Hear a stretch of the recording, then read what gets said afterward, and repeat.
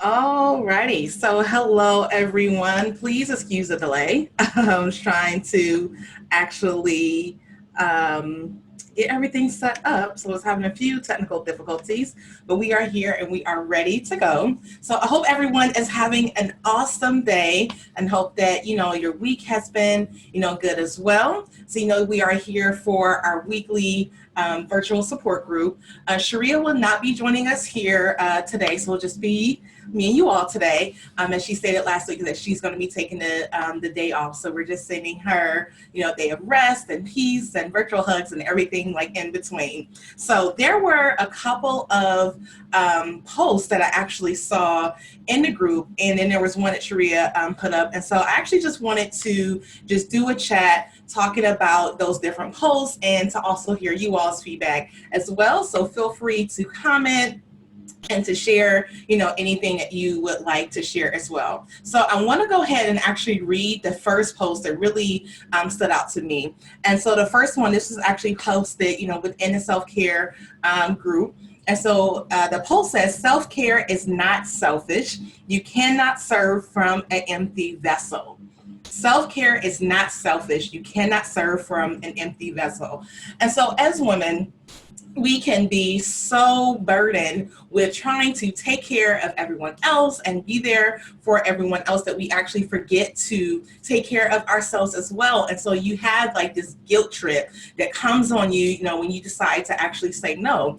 And the thing with taking care of yourself is that it doesn't mean that you're selfish. Just like the post says, it's not about being selfish. It's really about making sure that you are not only present for yourself, but you're also more present for those around you. I know like right now, I don't have children yet, but I have several friends who, do have children, and they talk about this mommy guilt and how, when they need a break, they want to get away, but then as soon as they leave, like within a few minutes, they're already missing their children. They're feeling guilty that they're not there with them. But the thing about it is that if you don't take that time to just break away, you're not really going to be your healthiest or your full self when it comes to even being there, whether it's for your children, for your spouse, your significant other, for family, for friends, and even, in professional realms as well. And so it's so important to make sure that you're filling your own cup. When I do workshops talking about this topic, one of the examples that I like to use is to get actually two water bottles, which I have next to me. They're both full, so. But, when you think about, just a water bottle, is that this is full, right? And so if someone was thirsty and they wanted something to drink, then I would be able to give them something to drink, from this bottle because it's very full. But once I pour it out and I've given out to every single person who is thirsty, once it's empty, I don't have anything else to give. And so let's say if someone was thirsty and this water bottle was empty, and I said, hey, take this empty water bottle, the person would look at you like you were crazy, right? Because they're like, how am I supposed to drink from an empty water bottle? Like I told you I was thirsty. Do you have some water? You said yes, but now you give me an empty water bottle. And so metaphorically speaking, that's just like us, is that we want to make sure that we're taking time to refill our cup. There's nothing wrong with taking care of others, being there for them, and being a support or, a good friend, whatever it is that, the type of relationships that you have. But you want to make sure that you're filling your own water bottle as well, because eventually you're not even going to be able to take care of yourself, and you won't even be present for the people around you either. Okay. So the next post that I saw that I wanted to actually talk about. And this is probably one that we'll spend a little bit more time on. So this was actually posted in the group today as well. It says, it's okay if you thought you were over it, but it hits you all over again. It's okay to fall apart, even if you thought you had it under control. You're not weak. Healing is messy, and there's no timeline for healing. So I'll read that one more time. So it says, it's okay if you thought you were over it, but it hits you all over again. It's okay to fall apart, even if you thought that you had it under control. You're not weak. Healing is messy, and there's no timeline for healing. So here's the thing just about pain, just in general, is that you really are not going to know how it's going to affect you until it happens. And, a lot of times is that what happens is that we'll get hurt and, that we'll have an impactful event that negatively affects us. And we'll want to rush through the emotions or rush through the process of healing. But that's the worst thing you could do, is to try to rush through the process of trying to heal from things that hurt you. And you don't want to allow other people to, Sharea's in the comments, hey Sharea. Is that you don't want to allow people to force you along this whole process of healing, and you want to make sure that you're doing what you need to do for you. Even when the line that I really love the most about that post, and where it says that healing is messy. Healing, living whole, living liberated, living free from anything in your past that may have previously held you back. It sounds great. Right? And so it sounds wonderful. It sounds amazing, but the process of getting there is not a pretty journey. It's worth it. I can tell you, even from my own process, is that it's most definitely worth putting the work in. But that process of getting to that place of being free and liberated from those things that used to weigh you down, whether that's mentally, emotionally, spiritually, whatever, is that it's not pretty. I mean, you're going to have some days where it's going to be really tough, where you're going to cry. You'll have some days where you'll regress. You'll have some days where you're messed up, but it's all okay. It's your journey. Don't allow people to make you feel bad for going through your own process. And that's not even just with, that can be with just any type of pain, whether that's dealing with a breakup, whether it's a strained relationship with parents, maybe it's loss, you've experienced a loss or grief, maybe it's you've experienced some failure in some type of way, or disappointment on your job or in your business. Whatever that pain comes from, is that process of recovering is that you don't want to rush through it, and you don't want to allow people to make you feel bad, because sometimes people will see you in the middle of your process and they will condemn you for still being in the middle of that process. But they're not aware of how far you come along. They're not aware of the impact and how much it's really hurt you. And so they don't have the right to be able to tell you how you should do your process. Now, it's different if you're working with a licensed therapist, right? Because with a therapist, they're there to help you along the journey. But even then, in that type of relationship, your therapist isn't a dictator. They're not there saying, oh, you have to do it this way, and this is how you're going to feel on Monday, and you better feel this way on Tuesday. That's totally not what it's about. They're there just to guide you along your own journey as you make your own way. And so, especially if someone is not even a licensed professional, just don't allow them to force you into places emotionally or mentally that you're just not ready for. So what's an example of that? So let's say someone really hurts you and you decide to create distance in that relationship, whether it's a romantic relationship, or let's use the example for a family member, right? So let's say you get into a huge argument with your aunt. Right? And so it's this huge argument. Your aunt says some things that are really just emotionally just not okay, right? And so because of what she says and how she has been treating you, you decide that you're going to create distance. You're not going to go over to her house for Sunday dinners anymore. And let's say you stop going to family functions for a while. And so you may have other family members who will try to force you into reconciling with that aunt. And that aunt has not apologized for what she said to you. That aunt has not demonstrated changed behavior. Not only is she being negative to you, she may be being negative towards other people as well. And so your other family members may try to guilt you into reconciling with her and saying that, oh, well, you need to forgive, because that's another thing people will do, is that they will weaponize forgiveness. And so they'll say, oh, you need to forgive and forget and just let it go. You need to be the mature person, or you need to be the bigger person. All of those things, again, are rushing you along in your process. And if you don't feel like dealing with that aunt until she has changed behavior, that's totally okay. That's putting boundaries in place. That's taking care of yourself. And once you are ready, then you can decide that, okay, hey, I'll re-engage with this aunt, but honestly, for the sake of your emotions, for the sake of your mental, emotional well-being, if that aunt has not demonstrated changed behavior and they're not apologetic, or she's not apologetic for what she's done, then you don't have to re-engage. And another aspect, even in talking about forgiveness, is that forgiveness does not automatically mean reconciliation. I mean, ideally, in a awesome, perfect world, is that, you wouldn't even have situations where you would have just negative experiences, right? But the truth of the matter is that, hey, sometimes just misunderstandings and things happen.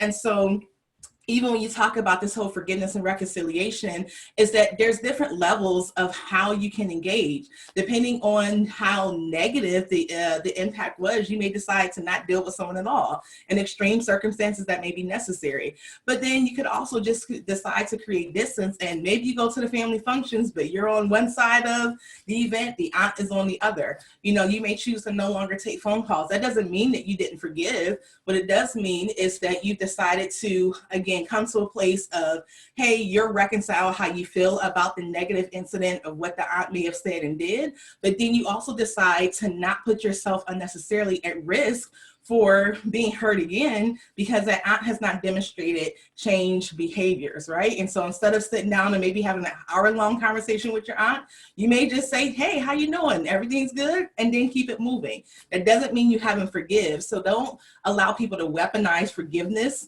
and rush you through your process of healing and recovering from when things really bother you. So, okay, so that's just one example. Oh, we have Sasha watching. Hey, Sasha. Trying to watch the comment sections too as I'm broadcasting here too. So, but ultimately, when it comes to just like the process of healing, you just want to do what's best for you. You want to take your time, because the worst thing you could do is just rush through it, because what's going to happen is that you're going to have an incident that's going to trigger you, that's now going to cause you to regress even further back because you skipped a step with going through the process of healing. And so you want to make sure that you're just honest. You take the time to really be honest about just what you felt. You take the time to really allow yourself to feel what you feel. Like, don't try to suppress your feelings. Get the appropriate support that you need from someone who is adequate in being able to help you to work through that. So that can be a supportive friend. I recommend a licensed professional. I mean, I do work for a counseling center, so, you know, you shouldn't be too surprised for that. But yeah, you could use the support of a licensed professional. And then once you get the support to be able to go through that process of healing, it's that then you decide what new boundaries that you will have in place even after that as well. And even when putting those new boundaries in place, again, don't allow people to guilt trip you into what those boundaries look like. Like I said, maybe, again, you stop having a long phone calls. You just say, hi, how are you doing? That's it. You know, you limit what family events that you may go through. Like, you don't have to cut everybody off in the family. But again, it's just about creating distance. So yeah, so I really like that post. Just when it talked about just the whole process of going through process of healing, and how it's okay to have moments of feeling weak. Because here's the other thing. Having moments of weakness means that you're human. It doesn't mean that you're a bad person. You know, like, we, especially as women and Black women, we try to take on this whole identity of being superwoman, and you have to be strong. You know, every time something happens negative, like, sometimes the first thing people say is, oh, just be strong, it's going to be okay. And it's like, no, like, I don't have to be strong all the time. Like, my womanhood, my maturity, my expertise, my freedom, my agency is not solely dictated by how strong I am. You know, so that we have so many things that we go through in the world, and you just need to take a break. Like, if you think about, for instance, if you had like this 50-pound weight and you decided to try to carry this 50-pound weight 24 hours a day, 7 days a week, one, after a few hours, just, you're going to be over it, right? And so that's the same thing. You can think about it just even from an emotional and mental perspective. It's just like you have to take a break from lifting weights. You know, if you decide to do that, you have to take a break from trying to be the superhero and trying to be the person to pretend like everything is fine and trying to be strong all the time. Is that because if the only feeling or the only characteristic that you try to manifest is strength, that means that you're denying or repressing the other feelings that you're having as well. Is that as human beings, that we are blessed with the ability to have a range of emotions. We're blessed with the ability to be able to respond to things in a way that is really unique. Everyone doesn't respond to every situation in the same way, and that's not a bad thing. And so You need to allow yourself the grace to have weak moments. Allow yourself the grace to cry. Allow yourself to experience compassion. We talked about that even a few weeks ago here in the group. Is self-compassion. And so with going through the healing process, just again, allow yourself to be human. Like, give grace to your humanity and celebrate that. So that if we weren't meant to have these emotions, we wouldn't have, been created with them. So just allow yourself the compassion as you are going through your own healing process. So again, just don't allow people to rush you through your healing process. Two, just know that it will be messy. Is that it's not going to be a pretty process, and that's okay. That's a sign that you are actually doing what you need to do if you have some messy parts, along your journey. And just know that there'll be times when you experience weakness as well.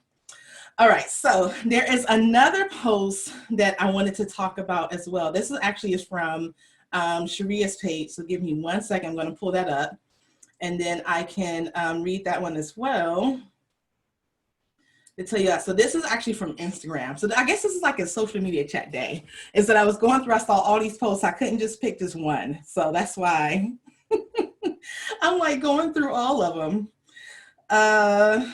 Let's see here. Okay, so this is a post that Sharea actually posted on her page on Instagram. And so it says that boundaries with friends can sound like, and it has 7 examples, and these are like really good examples. So I'm going to go ahead and read through them now, and then we'll go ahead and we'll talk through it. Okay, so the first example says, I don't feel comfortable talking about people behind their backs. So there are some people who bond over gossiping, which if that's what you choose to do, then hey, that's you. That's not really a healthy way to really actually engage and to talk with people. And so if your only connection that you have with someone is that if you got the, the tea today about what's going on, then you probably want to reevaluate that friendship, because that's not really built on, like, again, just healthy emotional boundaries. And it may also be a sign just of insecurities that either you, your friend, or both of you may have as well. And so let's say if you have a friend like that, where that's the only time they call you, if they want to, talk and be messy about, another mutual friend or another acquaintance that you have, and you're not here for it, you can politely and respectfully, but still sternly tell them, I don't feel comfortable talking about people behind their back.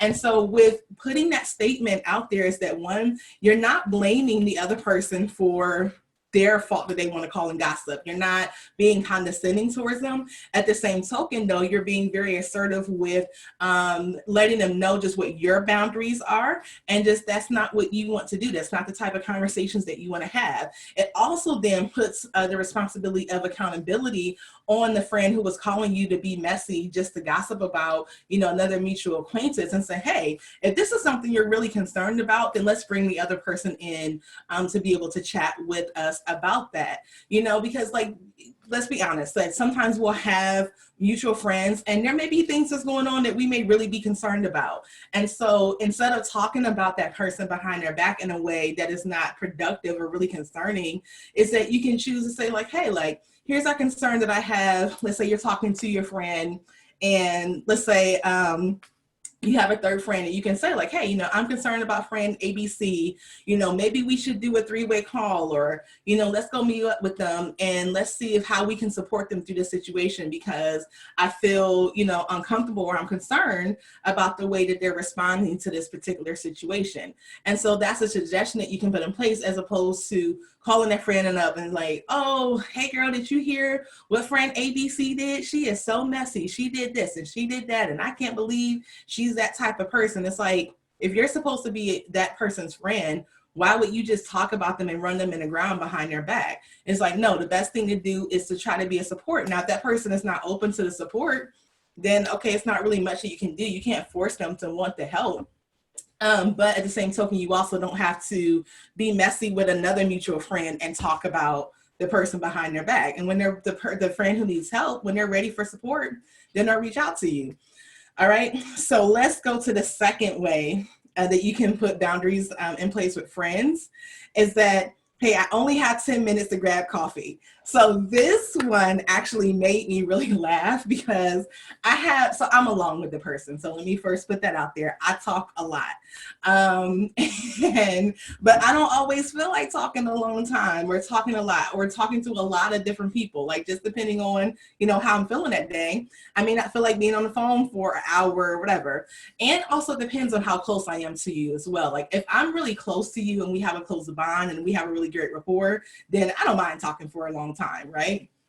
But when I was reading this, it did make me think about the individuals that I am acquainted with who I don't like talking to them for like hours on end, but they talk a whole lot.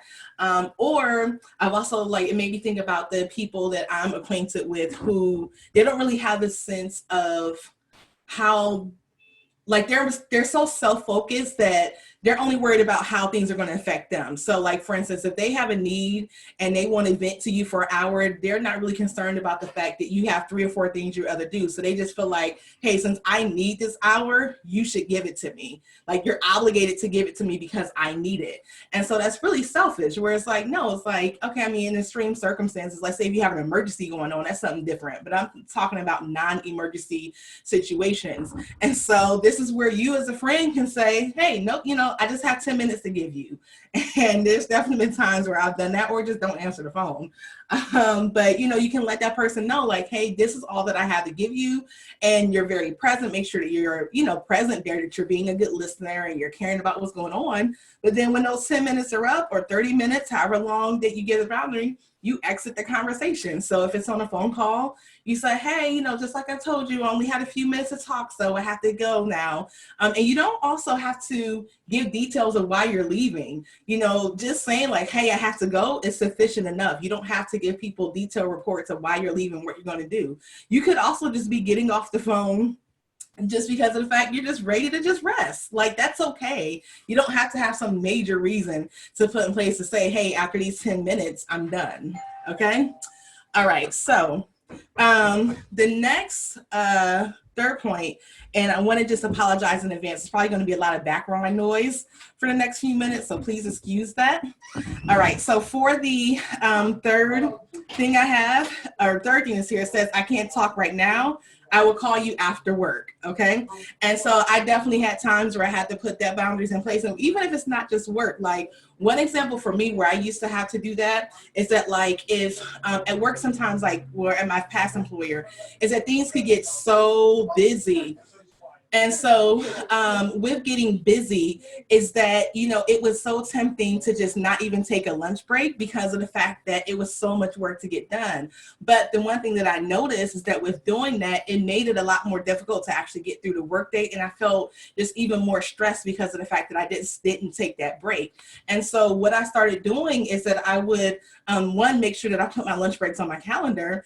And let's say if someone tried to, schedule another meeting with me during my lunch break, it's like, oh no, I already have an appointment during that time.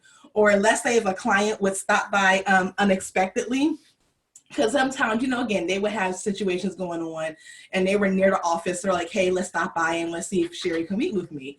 If I was already scheduled to go on my lunch break, I will let them know like, hey, like I have another appointment, so I can't talk for long. But let's go ahead and schedule another time when I'm available so that we can go ahead and get that scheduled. And that's totally okay. Just putting boundaries in place and just knowing that you don't have to exhaust yourself. Just because someone has a need doesn't mean that you need to address it at that particular time. It's that you can choose to address it when it is more convenient for you. All right, so the fourth thing that they have that's listed here on this post, where you can put boundaries in place for your friend, it says, thanks for the invite, but tonight I need some alone time. It's totally okay to let people know that you're not in the position or don't feel like being a social person. Like, not saying that you should isolate yourself. Like, if it's been weeks and you've just been in the house by yourself. I know here in this pandemic, it's a little difficult to go out and do things, but if it's been like 3 or 4 weeks and you haven't talked to anyone, you haven't been on a social Zoom call, you haven't texted anyone, you haven't, done any of things of that nature, is that okay? Yeah, you probably need to really evaluate and see like if there's something else going on, and just really do a self check-in, just how you're mentally and emotionally doing. But if it's just, again, you just need a break, like it's totally okay just to turn things down and say you don't have to accept every invite that every person gives. Because again, it's talking about, self-care and having boundaries in place, is that in order to be a really great friend, you have to be honest about the fact or the times when you just don't feel like hanging out, and it's totally okay. All right. So the fifth thing that you can do to put a boundary in place is say that, hey, I'm not okay with you making jokes about my insecurities. We actually talked a little bit about this last week. I know there was a question or a post that was put in the group about someone who used to make comments about a person and how they were a thinner person. And so even if it's not just your physical appearance, whatever it is that you may have insecurity about, is that a good friend and someone who really cares about you, is that they're not going to make your insecurity the butt of your jokes, is that they're going to actually be great and be aware of the fact that, hey, this is not something I need to make you feel worse about. And so what I'm going to do instead is that I'm going to support you as a friend through this. And we know that just as friends, like we all have inside jokes, and sometimes even about each other. But if you notice that you have an inside joke and that friend is no longer finding that joke funny, or they never find it funny, is that you need to really reevaluate how you choose to joke and how you choose what comments you choose to say when you're talking to that friend. And so, and even with the person, let's say if you're the person where you're the one where someone is taking your insecurities and trying to make a joke about that, is that you have every right to stand up and say like, hey, this hurt my feelings. I don't feel comfortable about this. I'm not going to accept this. That doesn't make you a bad person, and also doesn't make you extra sensitive, because again, sometimes what people will try to do is that they will try to get out of the responsibility of taking ownership of the mistake they made, and they will try to flip it on you and then weaponize your response. And so, for instance, an example of that would be them say, oh, you're just being too sensitive right now. No, I'm not being too insensitive. This is an insecurity that I have. As my friend, you're aware that I have this insecurity because I told you about it. And so it's not okay that you're now going to make a joke about it. And let's say if it's an issue or insecurity that you've never disclosed to them before, you can just make it clear like, hey, that's actually something I'm insecure about. I'm not going to joke about that, and I'm not going to accept you joking about that. And that's totally okay. Okay, so let's look at, oh, wait a minute. Looks like we have a comment here before I move on to the next one. All right, so then with the next point that says here, with number 6, it says, I will lend you more money when you paid me back for last month. This one was like, okay, that shot's fired.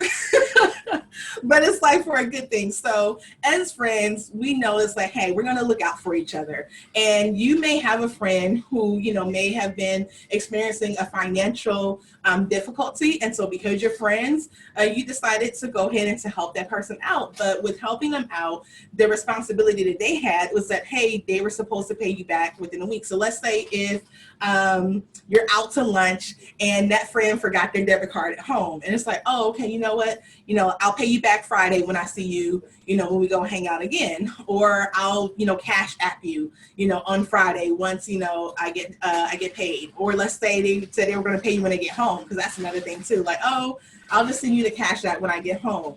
And so now it's 2-3 whole weeks later, or a month later, and they still have not paid you back this money. That's not okay. If you had an agreement, even though it's a friend, if the terms of that agreement of you giving them the money was that it was a loan, it wasn't a gift, then they need to pay that back. And until they're able to pay it back, you have every right to put that boundary in place and to say, like, no, like, I'm not lending any more money until you pay me back from the money last month. Like, you're not being rude because of the fact that you're putting boundaries in place. All right. And so then the last point in this post of what boundaries with friends can sound like, it says, I'm struggling with my own mental health right now. So, do apologize, having some technical difficulties here. My internet went out, so I just want to make sure that we are live again back in the group, and we are. So again, do apologize for that with my internet just going out, but not sure at what point that exactly went out. But I'm going to just repeat the last point just from the post from Sharea's page that talks about just what boundaries with friends can look like. And so with the last point, it says that I'm struggling with my own mental health right now, and I don't feel like I can be your primary support system. Is that it's totally okay just to let your friends know that you can't rescue them. Is that you're not meant to be, the person to rescue them from all their issues. You're not meant to be the support all the time. Is that one, it's really important for people to really, one, to not overwhelm someone else with their own issues, and then also just to make sure that they're looking within their own selves and recognizing their own strength as well. And so it's okay for you to be able to put that boundary in place and just say, hey, I cannot be the person to support you during this time. And that doesn't make you a bad friend when you're honest about the fact that you cannot be their primary support system right now. So it's just you just letting them know that, hey, I'm human, I have my own things going on, and so I have to take care of myself first. And in that way I can, be a support with you once I've already dealt with my own mental health, support that I need for my own self right now. So that is the 7 things that are put in place that you can put in place with your friends. Again, if you want to see more about that post, you can go to Sharea's page on her Radiant Sunshine page on Instagram to be able to read that post, and you can put any comments there. You're also free to put any comments here in the group and to talk about just any issues that you've had to have that you may have had when it comes to even putting boundaries in place with your other friends as well. All right, so with that, I want to see just if anyone has any questions or comments that they would like to make just in regards to the topics that we discussed today. If you have something else that you would like to talk about within the last few minutes, others broadcasts, we can do that as well. While I'm waiting to see if there's any other questions or comments that people would like to say or have, and then I will go over our weekly self-care tips that we talk about just to make sure that you are taking care of yourself and that you are showing up for yourself because you totally deserve it. So one, you want to make sure you're drinking plenty of water, especially now, like it's hot, it's summertime. And so, you want to make sure that you are not getting dehydrated so you can drink plenty of water. I was that person that's like, hey, I do not like drinking water. It doesn't have a taste to it, or I don't like the way it tastes. So one thing that really helped me out was actually just adding lemon slices or limes or even orange slices. Lemon and orange is actually that combination too. And so just make sure that you're drinking water and that you are getting that in every day so that you can stay hydrated. That actually helps for so many other reasons too. There's tons of health benefits just making sure you're drinking water. You want to make sure that you're getting adequate rest every night. And so in order to make sure that you're getting good rest, you want to put a good bedtime routine in place that allows you to be able to mentally, physically, emotionally just to wind down. And so about 20-30 minutes, or say about 30 minutes before going to bed, just making sure that you are, again, putting yourself in a position to be able to have adequate sleep and a restful sleep, because it just stinks to go to bed and to feel like you only slept for an hour when you were asleep for like 7. Okay, you want to make sure that you are finding things that bring you joy. And so whether this is a hobby like reading or cooking or crocheting or exercising, writing, painting, whatever it is that you really enjoy doing, spending time with friends. And so I know right now one of the most popular ways to do that is over Zoom or doing FaceTime. Being part of these weekly support groups, so that you can come in and, be able to talk through, with other ladies who may be having similar experiences and, to give advice to other people. You can get advice from, us as we are broadcasting this, but you want to find ways to experience joy. There are so many things and so many opportunities to really fall into or become overwhelmed with the stress of what we are going through as a world, in our country, in our communities, and then you have that on top of what you may have already been dealing with on a personal level, or even with your family as well. And so you want to make sure, again, that you are being intentional about doing things to find joy, even if it's just something as simple as listening to your favorite artist. I know that, for the past few weeks or few months now, there's been several artists who have been doing pop-ups online and doing free concerts. Like one of the most popular one is like the Versus battles, although it's not really a battle, which, is more of a celebration, but it's still been pretty cool to watch. And so you can find those, but just do something that brings you joy.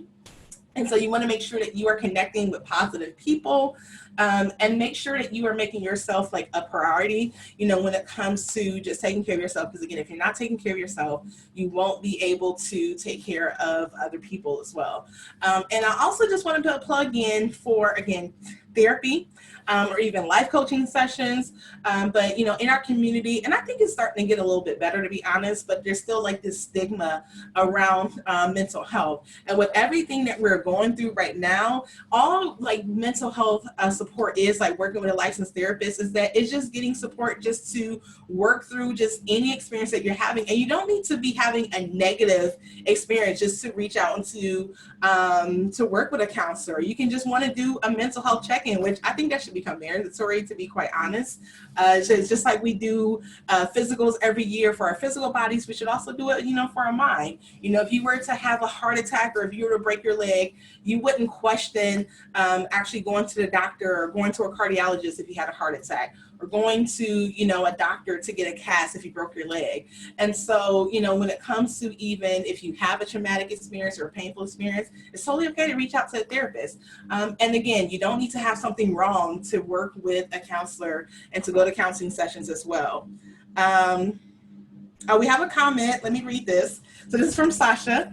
She says, I have to say the forgiveness segment resonated with me a lot. I'm learning that it's okay to forgive and move on without the relationship, or be okay where it is as well. Yes, absolutely. Like what I will say, that's definitely one of my biggest pet peeves, again, is when people try to weaponize forgiveness to make you feel guilty about, one, going through the process of healing. And so that may mean stepping back from some relationships, whether that's temporarily, or if it ends up having to be permanent, then that's your decision. But at the end of the day, it's that your wellness, your mental and emotional wellness is really the top priority. And just because someone is related to you, that does not mean they get an excuse to take advantage of you, or to be emotionally manipulative or abusive, or whatever it is. Just that you don't have to take somebody's toxic traits or accept someone's toxic traits or characteristics just because they are a relative of yours, And so just making sure that you put those boundaries in place,